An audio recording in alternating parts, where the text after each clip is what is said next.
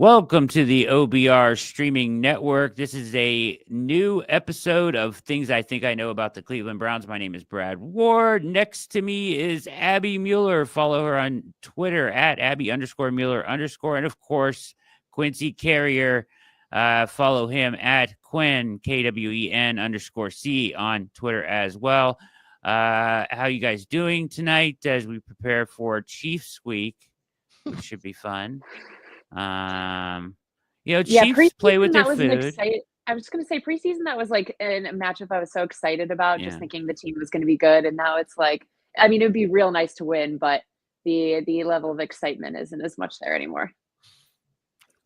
This would be an all-time hilarious Jameis win, right? Like this would like on the Jameis hilarity probability meter, right? Beating Pittsburgh a second time, that wouldn't be funny. That would have been impressive. Like we would have had to take Jameis seriously. So I thought there was no shot in that happening. But something like this, it's like it's just impressive and random enough with enough evidence that it's not serious to be like, guess Jameis won against the Chiefs.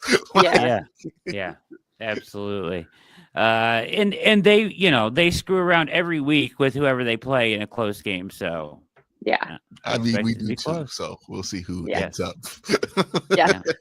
Well, we know, when they always find a way to win somehow. So. Dustin Hopkins kicking the field. I was going to say they're going to make more kicks than us is probably going to be the difference. So That brings up my thing I think I'm going to know is actually about Dustin Hopkins. Perfect segue. All right. So listen, I've heard a lot of people like going after Andrew Berry on this one. Like this is another screw up by Andrew Berry giving this extension to Dustin Hopkins. Because here's how I heard it framed as the most incriminating way I heard it framed. They spent a 4th round draft pick on Cade York. They cut him. They traded a 7th rounder for Hopkins, right? Then they extended Hopkins, and now Cade York has better stats than Hopkins this year, right? Okay. just a lot of stuff gets left out, right? Like, there's more context. You left out a lot, but like he did, help you get to the playoffs last year and was amazing and all that. But I get it. Here's my thing.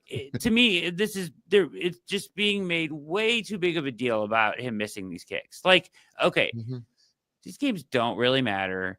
If you're going to miss kicks, miss them now. He hasn't cost you a game yet. Yes, he cost you being in the Pittsburgh game, but he hasn't really cost you a game yet.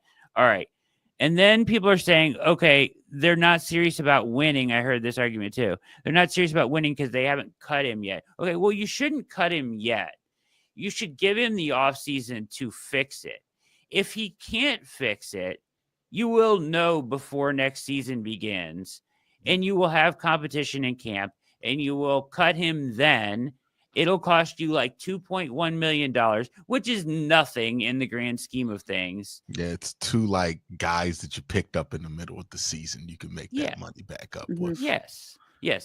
So people are making way too big a deal out of this. It's not a huge cap hit. They will find a kicker that can kick it between the goalposts at a reasonable level. If he's awful, he won't be here, and it won't cost them a ton of money. But people are like crucifying Barry on this one, and I think it's silly. Yeah, like it's funny to do this too in the shadow of like the Jerry Jeudy trade, looking like the biggest home run of the offseason. It's like, okay, like Andrew Berry, he stinks at his job. We should fire him because he got a kicker who was pretty good for 1 year, right? Like, and like I have larger critiques of how the Browns have gone about filling the kicker void. I have been adamant since my existence on this website. Stop drafting kickers, right? The Browns draft like so many kickers, and it wasn't even just Barry, right? Like Dorsey drafted Seibert. Was it who was here before him? Was that Dorsey that drafted Zane too? Yeah, from Florida State. It was Dorsey that did, yeah. So I'm not really too keen on being overly reactionary at this point about the kicker. I get emotionally you want him fired, but also the funny thing about doing this, if you get rid of Dustin Hopkins right now and then he goes and ends up on the Detroit Lions for a playoff run, and he makes 12 kicks in a row. Everybody who is complaining about the Browns not being reactionary on this are going to sit back and be reactionary about the Browns doing the same reactionary thing that you said they shouldn't do. There's really no reason for them to not wait this thing out, give it till camp. And maybe he might get cut next year. He doesn't have a good camp and he has a good year somewhere else, but at least you have cause, right? Like legitimate, you gave it a try. Nobody's gonna be like, oh man, you reacted too quickly on that. That doesn't mean you just got to blindly trust them and let them kick until next year. Like, yeah, bring in some competition. I'm always in favor of signing the best dude who kicked in the UFL. That guy's always good. I don't know why, but the guy that was the best kicker in the UFL is always good. 2 years in a row, right? Jake Bates this year, and then the year before, Brandon Aubrey. Go get the best kicker Birmingham has to offer, and then just roll with that and see who wins that competition. It seems to work. I have my own theories, but that's a whole different video for a whole nother day.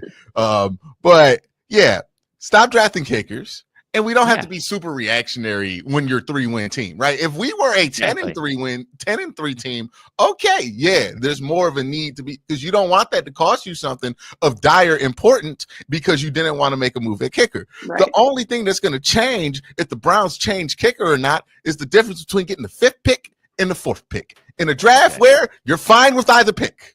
So what are you actually doing, or what are you actually making the team better by doing this? Or are you just diving into a reactionary process that, yeah, it's fine if you do it with the kicker, but what if you want to do this with the wide receiver? What if Cedric Tillman drops 2 passes and now you want to be reactionary and cut him?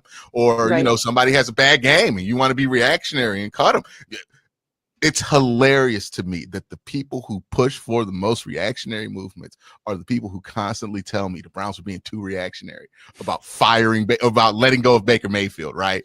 Like, if you want to learn anything from the Baker Mayfield thing, yeah, maybe the Browns should have slowed down a bit and said, hey, do we want to bring that on, though? Like, I understand he's an upgraded quarterback. Do we want to bring that on? And that's something they could have learned from. You're not going to learn from that by like, oh, no, we should have been more reactionary, actually.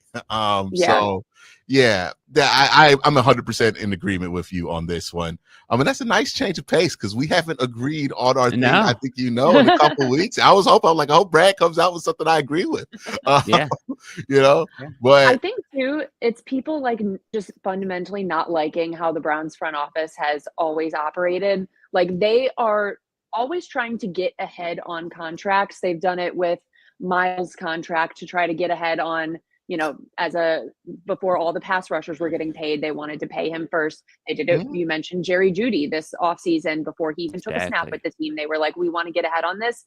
And when you have that strategy, you're going to not hit sometimes. Like, that's just the reality of it. I'd rather not hit with the kicker. That's kind of a good place. That's a fine one to miss on rather than, a much more important position on the team. I'm glad the Jeudy one worked out. Yeah. And I think also quarterback being the thing that it is right now for this team has just amplified any feelings about like, okay, the cap is ruined already because of Deshaun Watson. So if even a couple million is ruined from another player, everyone is up in arms of it because, they're already so frustrated, I think, with that specific contract that it just amplifies everything else for people. But in general, like, I think the thought process of the front office being, we want to be early on these things has worked out most of the time in their favor, knowing that it's not going to work 100% of the time. I just think fans need to get more comfortable with that, but they probably won't because it's hard when you're seeing someone like suck that you paid and extended. Like, that is unfortunate, but it's a strategy that they are consistent with, which is what matters. And to add to your point, Ab, I think also another thing that they're doing is they're not like, part of having continuity means that you're not just going to like give up on somebody the first sign that you have it, right? Because they're not thinking short term about anything with the Cleveland Browns, right? The Jerry Jeudy trade was not a short-term move here. Even like the trades that don't work out, obviously the Deshaun Watson trade. I mean, they were talking about that being like a 5-year kind of window thing where they were trying to be better in the long term. Obviously it blew up in their face, but there are going to be decisions they make that's like, hey, this is not about right now. That doesn't mean you don't want to win right now, right? Because I think the only exposure we have to a 5-year plan is like, oh, let's tank. But it's like, no, the Browns aren't going to cut Anthony Schwartz the second that you don't believe in him anymore, because they want to see that one through. Or David Njoku, the second he kicks and screams, wants out. No, we're not going to let you go, right? We're going to figure this out with you. So that is something that I believe that will benefit you in the long run much more than it will hurt you. Like, it's not going to be a home run every time, but this is what Pittsburgh does, right? Pittsburgh has had many times where fans told you, hey, we should trade George Pickens. We got to get rid of George Pickens. He's such a cultural problem. And they've just figure it out, trust their guys, trust their ability to work with that situation. And that makes them better at the end of the day. Yeah. The position of kicker itself is just fickle in nature already. Yeah. So, there's going to be some of this it's kind of like a risk, pitcher, right? It's like a relief pitcher. Yeah. Like if your closer has like a bad year, it's like, do you really want to you have that understanding of like his stuff just might have been off that year. Like with Martin Emerson this year, where I'm like, I'm not about to go in being like, oh, Martin stinks, we need to draft a new corner. Because I'm like, he's put together 2 years of good tape. It just seems like an off year for him. Right. We'll see what happens next year, but I'm confident he'll be able to get back to form. I mean, we've done this with Denzel multiple times where people are like, oh, Denzel's done. He's had too many concussions. He's not going to be healthy, or he's not going to be out there, or when he's out there, he's not good because the 2022 season was bad for him. And then he comes back and he's fine. Right. So, just they're gonna trust their guys. They're gonna trust the decisions they make. And sometimes that's frustrating, and it results in them playing Deshaun Watson until week 7, even though it's obvious, right? But at the end of the day, I would rather deal with that than what we dealt with in Cleveland from 99 to 2018, which is, hey, man, that dude was great, but he's great right now in that other uniform, but he wasn't good in Cleveland. Wish we would have sat it out with him, right? That pain I'm good on missing out on if it means I have to watch a couple of extra games of Dustin Hopkins or Deshaun Watson, even though I'm going to hate it while I do it. Well, and kicker is one of those positions, I think, Brad, you might have said this, where like you can find someone else pretty easily. So even if it doesn't work out next year and say he doesn't get back to his original form, like it isn't the end of the world. Sometimes they just, once they get in their head within one organization, it's kind of it for them, and they need a new scenery, a new fan base to be around, new guys snapping the ball. Like they just need something new in order to kind of find it again. And that's okay. Like, it's not the end of the world. The Browns will bounce back and find another guy. It's not as hard, I guess, in terms of that position. What you're suggesting is that we just swap Dustin Hopkins with Justin Tucker, and then no problem solved. All problems. I bet you they should try to get Cade York back in here if they were smart, because the guy's got talent. At some point he may figure it out, right? Like he kicked for the Bengals last week or whatever. I don't know. They brought him back last year. Bring in some competition. He may figure it out at some point, and then you won't look so bad, because then it'll look like you drafted him and he worked out. Man, I still have my Cade York shirt in my drawer ready, so if he's back, keep it ready. Keep it ready. That's gonna disappoint Quincy so much that I own a Cade York shirt. Yeah, dude, you got a Cade York jersey. It's a T-shirt. I wouldn't spend money on a jersey like that. Don't worry. Yeah, like a $40 shirt. You mentioned, Quincy, that we hadn't been agreeing leading up to this in the past few episodes. Although I did this week, I must say that on the React, I made the argument that the Browns should consider Sam Darnold. So I will say that I've been swayed slightly on that situation. So there we go. That's what the conversation. Literally, I was just about to say that. That's why we talk. That's why we have these conversations. All right, perspectives and different. We see different things. It's like, okay, well, I didn't consider that. Maybe you consider something else too. Yeah, exactly. All right, Abby, what do you got tonight for your thing you think you know? Yeah, so I want to talk about Hard Knocks a little. I don't know what the general consensus from the fan base is on Hard Knocks. I feel like I haven't seen that many people talking too much about it online. And while I think there's so much to criticize with the Browns right now, I feel very good about the moments that we have seen from this team on Hard Knocks, any of the glimpses that we've gotten from them. I feel like they look like a team that has not given up, where in a lot of scenarios, when a team is a 3-win team, you're going to see a team that has pretty much given up. I know we were talking about this before we recorded, but the moments from veterans like Shelby Harris, where he's saying, like, even though this season is, over from a playoff perspective, play for yourself to, prove to this team whether you're a part of the solution or a part of the problem.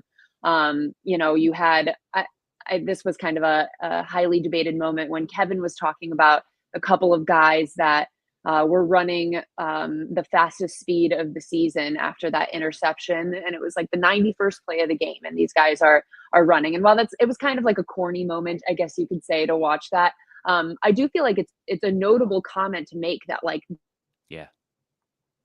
fighting and playing hard, regardless of the results of this season. I've liked seeing some of the brief moments with Kevin and Ken on the headset, like really communicating and talking, and seeing that they're both kind of still involved. So just all of those little things, I think overall, are putting me in a position where what I was looking to get out of seeing the Browns on Hard Knocks to make me feel confident about the future, I feel like I'm seeing. I think if there was a lot of turmoil going on, it would be really hard to hide that. And I feel pretty good overall, I think, about where this team is going in the future, even though this season isn't what we wanted. Yeah, there's no active power struggle like last time, right? Where you can see Todd Haley like actively angle the bus driver. Yeah, just all of this stuff telling Hugh his team's soft, like in the middle of a meeting. There's none of that going on, right? When you got Jarvis doing this speed, like there are so many layers to that season of Hard Knocks. Where I'm like, I think we kind of, because like Jarvis is making this point about like the team being soft, while like Hugh is making the opposite point, but also top. It is like, oh, that's a mess, right? Like they're not unified at all from the top to the bottom here, right? I agree with you on that, Ab. Like this is so much more like, okay, I'm watching them. They don't look that different, like when they're running these meetings and operating day to day, than what Pittsburgh looks like, right? Exactly. And what Baltimore is like, okay, the ball's just not bouncing your way this season, right? But you don't see like a giant problem. You don't see a bunch of dudes disengaged. And I think part of the reason he puts that on screen, the play where they're running back, is to highlight the fact that, this is what I want you to do, right? I'm going to highlight this kind of stuff because right now he understands, and this is why he's a good coach.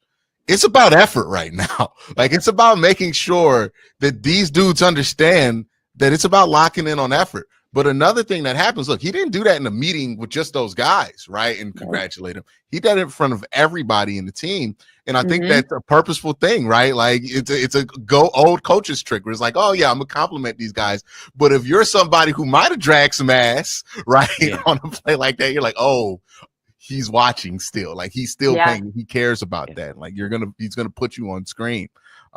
So I think there's a lot there. Also, I think what has been interesting watching this season of Hard Knocks is how, even though all four teams have situations that I find to be stable and not dysfunctional, they're so completely different, and the type of player that would thrive in those four environments is just wildly different. Like I was looking at George Pickens, I'm like, he needs to be in Pittsburgh to be successful. It's not somebody you could put somewhere else and he would be successful. Because like you look at Cincinnati, that's the Joe Burrow show, right? Like that is so transparently just about Joe Burrow up there. Like you barely see Zach Taylor when they go to, right? It's like Joe Burrow, Jamar Chase, maybe Zach Taylor says a little bit of something in the meeting, but like every other team is more coach focused, right? Absolutely. John Harbaugh is like super friendly and nice. Like he's just like always complimentary. Just like, I love seeing Lamar eat Cheerios in the morning, knowing I got that guy. Like he's a different type of vibe there, right? And it's interesting how we don't consider that when we're just looking at tape and we're just looking at like different things. Oh, these guys have different personalities, different styles that create different environments that will be helpful for different people's development. And we usually equate the term like, oh, it matters where you get drafted based on like, oh, if they're functional or dysfunctional. That place can be completely functional, but completely wrong for you, right? Like Baltimore is a very functional organization. I am confident George Pickens would have a hard time being George Pickens in Baltimore because he's gonna let you be you, right? And sometimes you don't need to be you the whole way that you do, right? Whereas Mike, he's not a disciplinarian, but he's somebody who's gonna relate to you, but also say some of those things that, you know, maybe some other coaches wouldn't want to go that far with, or at least want to be that transparent about. Because like he went up to Joey Porter Jr. was like, how you feeling? You feeling good? Trying to be the greatest? Yeah, you hold too much. You know it's gonna take a while for you to get good. But he slides that in there, right? Because he knows what kind of guys he can coach well. Which I guess brings me to my last point, is because that's the case, that's why these teams can draft well. Because they know what personalities they need to work with what they have, because they have that identity inside. Mike Tomlin looks at a guy like George Pickens and says, no, I've worked with that before.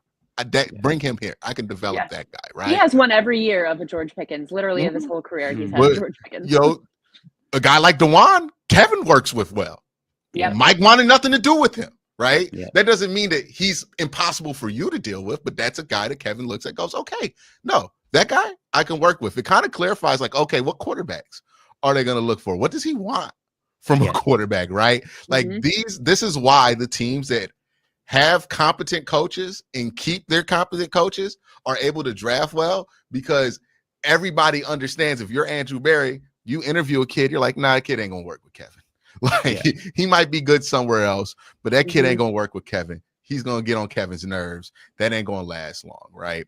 And it's just a fascinating look into that, because usually in Hard Knocks, you don't get to see teams that are pretty functional, right? Like you usually see like Jeff Fisher in his last year or something like that, or like Matt Eberflus was this offseason, right? It's the Giants getting rid of Saquon. It's like usually it's somebody right on the edge, but this one you're like seeing 4 organizations that probably aren't moving their coach anytime soon, or at least the core of their organization anytime soon.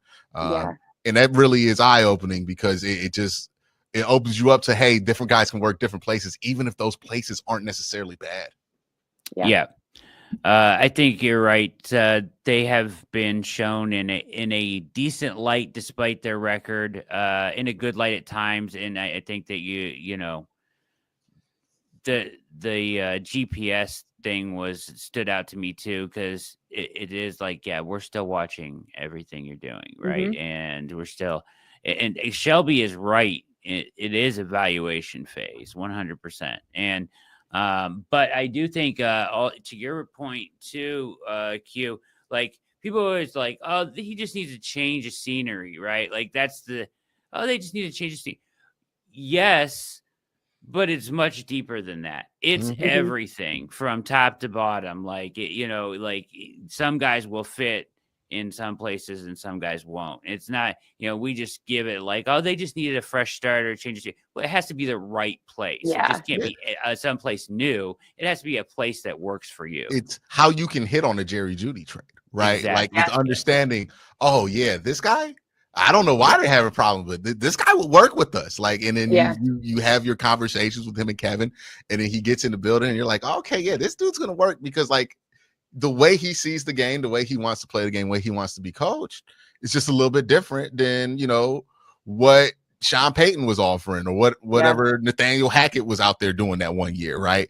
So it's why you can help. And I think, if we want to think even deeper about it, I wonder if that's probably why the like outside of obviously Watson's like quality of play this year, but why even when he wasn't as bad as he was this year, it always felt a little off between those two, because maybe that part never meshed properly between Watson and Stefanski. It just never was that clean fit that they wanted it to be. And like the same thing kind of happened with Baker, where like Baker's not really a personality match with Kevin.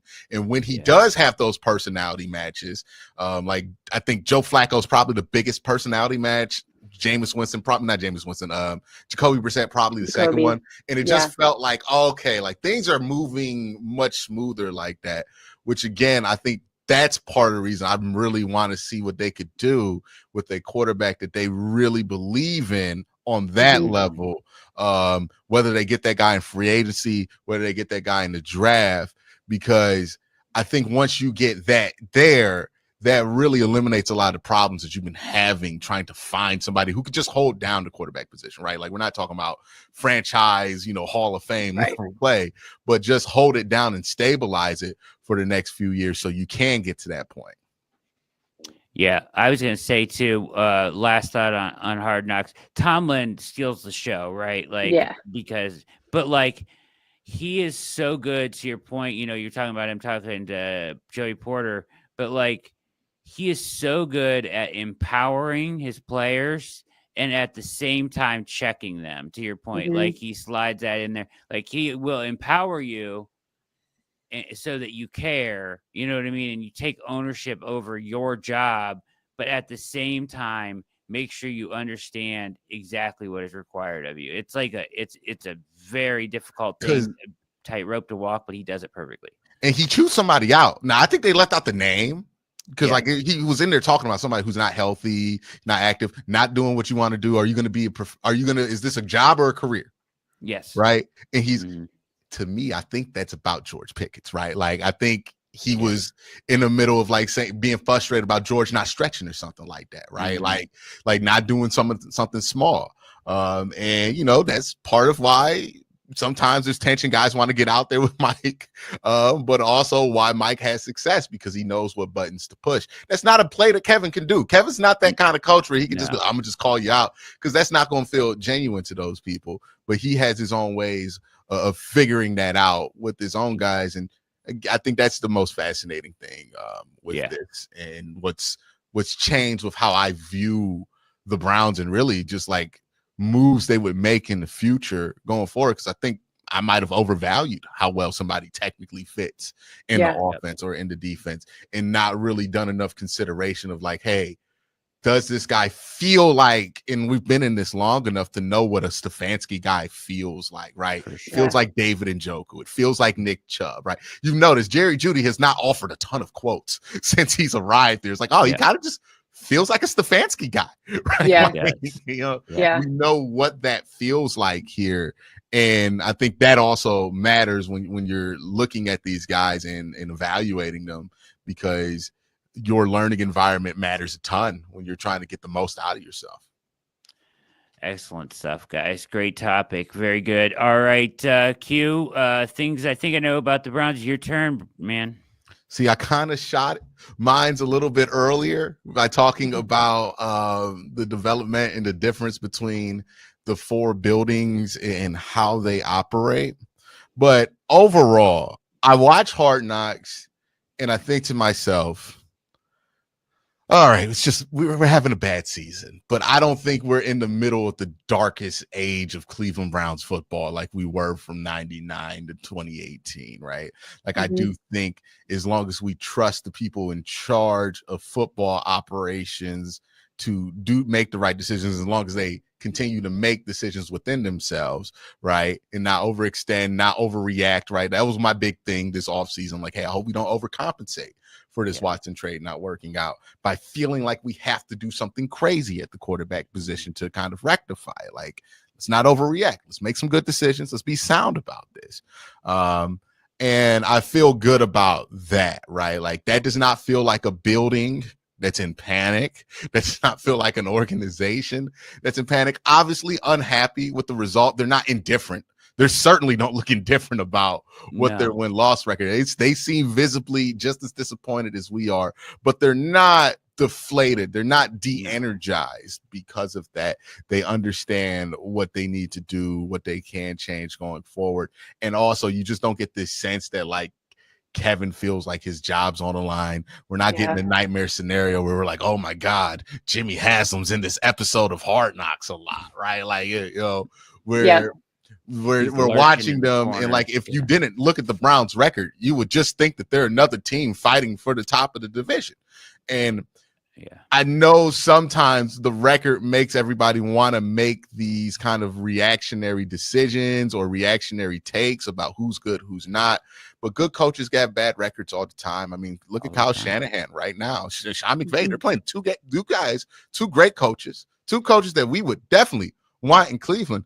Both have their teams looking like garbage right now.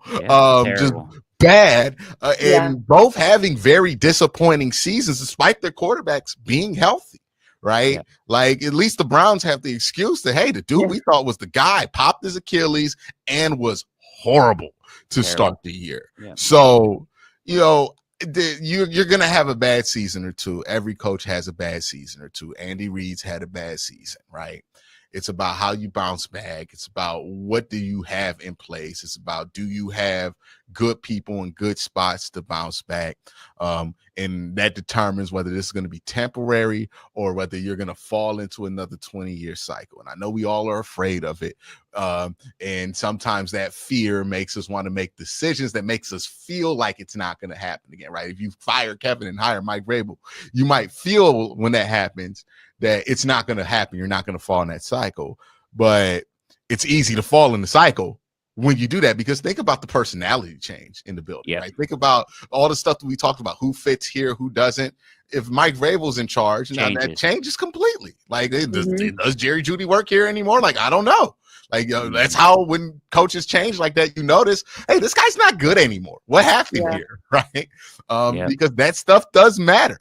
So, yeah, I think the Browns, like, we're having one of the most frustrating, disappointing seasons, but where the ball bouncing the right way and having a half-decent quarterback away from being like at least 500. And to keep that in perspective, I think is important, because if you look at them like a 3-win disaster and want to fire everybody, I think you're going to end up in a bad place. But it doesn't seem like that's the vibe going on in Berea. And, you know, if they just go into the offseason with that mindset, they make some good decisions. They just dig themselves out of this hole. I call it chopping wood, right? We just got to keep chopping wood until the forest is clear. And they can get out of this pretty easy. Like the Deshaun Watson contract, he's only obligated to be on your roster to the end of 2026, and you can cut him in the summer of 2026 post June 1st and just be done with it, right? You're 1 year of IR and then June of cutting him, and then that's it with the Watson contract. You're basically done with it. You know, the money doesn't last longer than 2027. So you don't have that giant hole dug. You don't have to rebuild this thing and strip it to the studs to get it where you want it to be in a year or two. You just gotta accept the L. Don't double down on the L, right? Don't try to double back and do double or nothing to win the L, right? Like, you don't don't make a gambling decision, make a good decision and continue to play your hands, reshuffle the deck and be smarter and use what you learned in this Deshaun situation, maybe going forward, where you're like, hey, maybe we weren't sure about the personality fit with Deshaun. Now we got to really consider that with the guys that we're looking to bring in, right? Like, I look at a guy like Dylan Gabriel, and I know people aren't excited about him because he's not like a big arm guy, but I'm like, that's somebody I feel like you could put him in a Kevin Stefanski offense and he'll be fine. Might not be spectacular, but there might be a chance that there's something there. He seems like a fit, right? You know, I think that part matters a lot, because you're talking about developing players in the draft, and maybe their tape is what their tape is. But if you feel like that's somebody that you can mold and work with and you trust them as a person, then roll with it. Yeah. I think that's a good point too about Kevin not seeming like a guy who's on the hot seat. Like, I feel like that's a notable thing in Hard Knocks, where I just think we would be able to tell on some level if he was like, my job is in question right now. And just the calmness and the just the way he is operating and talking to the players and interacting with everyone, it feels like he knows he, you know, is going to continue to have control of this team, which definitely, you know, just feels good from a continuity standpoint, like you said. I think you can even take it before Harden. He has never seemed like that. Even, you know, from when this started to go bad at the beginning of the year, he has never seemed panicked. And I think that's a good sign. It's a good observation, I think, Q, about the building and the direction they go. And one thing that would really help in the next couple of years, and to your point, like, I think chopping wood and just, keep doing the right process, and the outcome will take care of itself is the right idea. But like a really good draft here would make a huge difference, I think. So you draft really well this year, you'll win 11 games next year, right? Like that's how good like this team has all the like they have a lot of big stars on this team still, right? Yeah. So if you get a couple of guys, if you get somebody like a Mason Graham and that supercharges your defensive line, or Abdul Carter or something along those lines, or maybe you get a running back in the 4th round that like completely shifts the geometry on how you defend the Cleveland Browns, or you hit on a guard or something like that. It's going to change, and it's going to change some things dramatically. Like, you're never as bad as you think you are in the NFL. You're never as good as you think you are in the NFL, right? Every time we think the Browns are unstoppable, we're going to be 13-0 to come out. We're going to win all these games in the first 2 months of the season. They humble us real quick, right? Yeah. We're also like, every time we're like, they're never going to win another game. We're going to be a 2-win team. They beat the Ravens. So you're never as bad as you think you are. You're never as good as you think you are in the NFL. It's just about the process. And I think that brings me back to Hard Knocks, where, they go down 24-7. And I've seen Browns coaches panic in Pittsburgh, down 24-7. But the Browns almost came back in that game. Ball didn't bounce their way to make it happen, but they almost came back in that game. And I think that's a testament to where they are, because he went to Jameis and said, hey, basically, just keep chopping wood, right? Just score 0-0, let's get a touchdown, and let's just see where we're at, right? Like, let's just continue to see where we're at. And that is a good place to be at, right? Like, somebody who reacts to being down 24-7, he's not screaming and cussing out everybody on the headset. He's trying to be productive about it. I'm like, hey, let's just get a good drive, right? We get a good drive, we'll see what happens. I'm like, that's good growth and maturity from Kevin, right? And he's such a young coach too, that, you look at Mike Tomlin and you might say, oh, Mike feel like he got it all together here. It's like, yeah, Mike and John been coaching for 20 years. Forever. Like, yeah. Mike been out there forever. Like, he done seen all kind of situations. That's what you're trying to get to if you're the Browns, right? That level of continuity, that level of experience, and that level of relationship built up between your coach and the organization to know exactly where you were. They had trust in Russ working. Nobody else did, but Mike Tomlin and the Steelers. They trusted it, right? We were laughing at them all off season. I was too. I made multiple videos making fun of that. But what the Steelers understood that we didn't was that they saw a really good match there with Russ and Mike Tomlin, and it's paying off, right?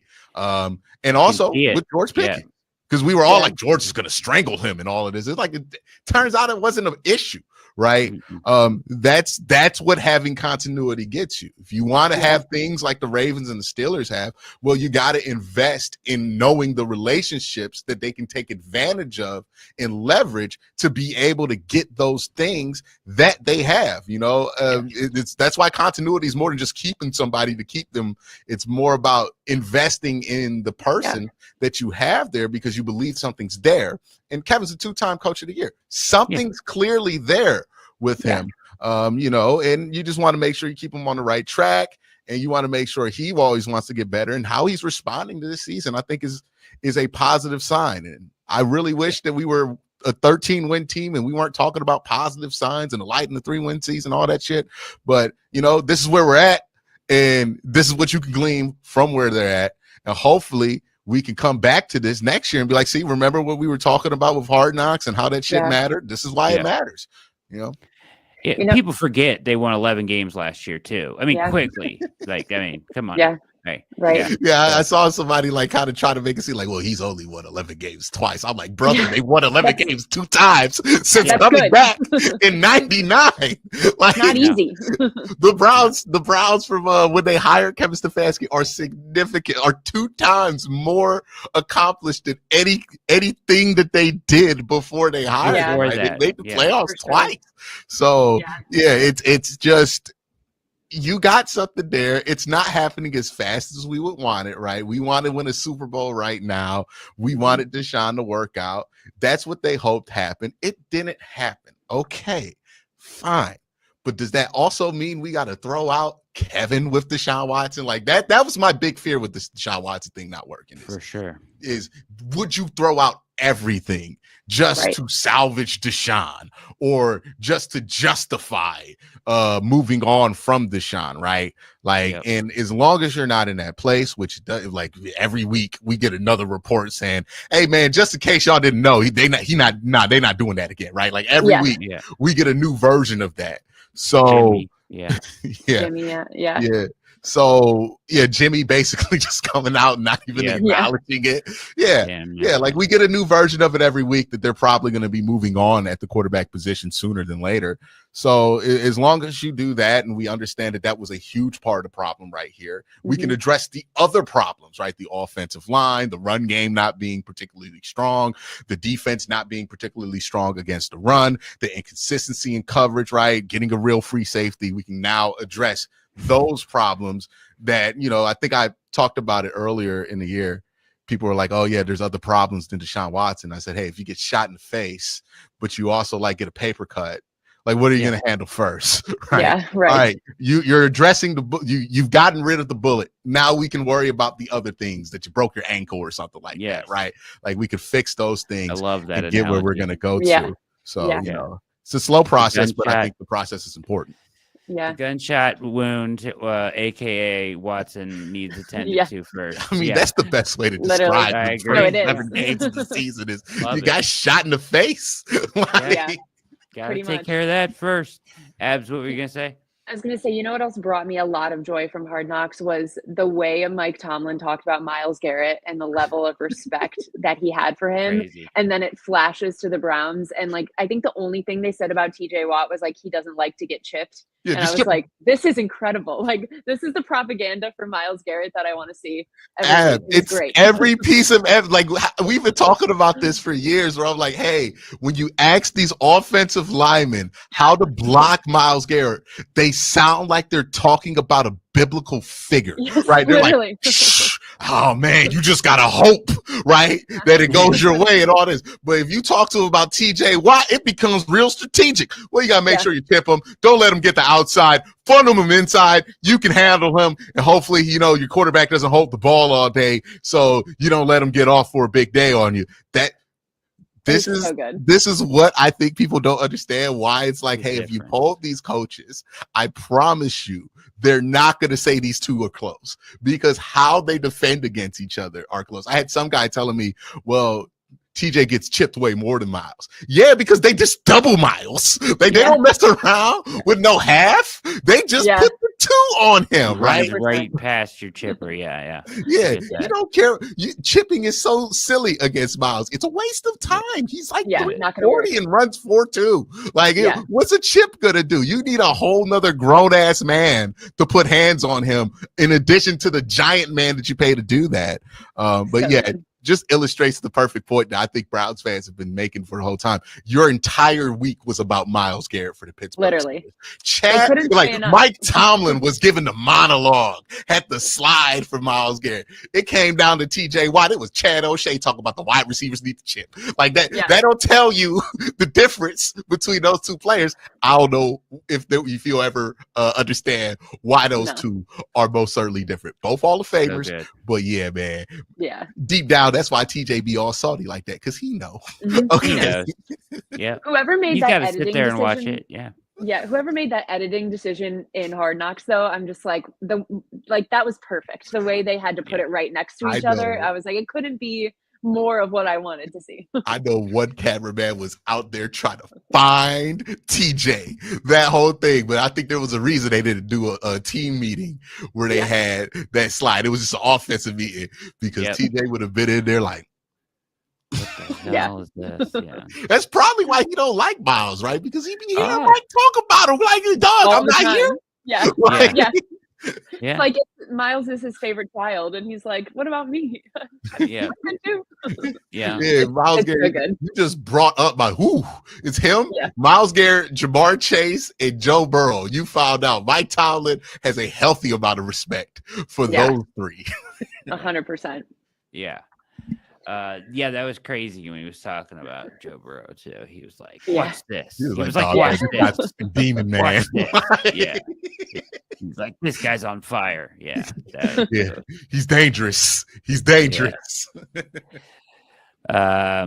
Good stuff, guys. As always, thank you so much for your contributions and your time. Abby Mueller, always fantastic. Follow her on Twitter at Abby_Mueller_.